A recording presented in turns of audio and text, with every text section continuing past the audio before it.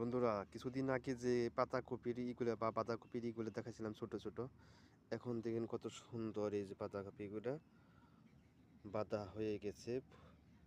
পাতা চতুর্দিকে পাত দিয়ে ফেলাইছে, এই যে সুন্দর দেখা যাচ্ছে এখন। এই যে দেখেন এইরকম রূপ ধারণ করবে, কত কালা মিসমিসে এবং পাতাগুলা মাঝখানে পাতাটা একদম সাদা সাদা সবুজ, মানে লাইট গ্রিন যেটা বলা হয়, হালকা গ্রিন।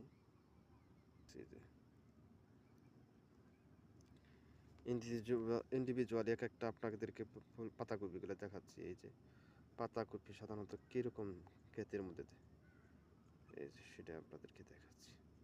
ছোট যেটা এখন পর্যন্ত পাতা বাঁধে নাই, সেটা এরকম দেখতে।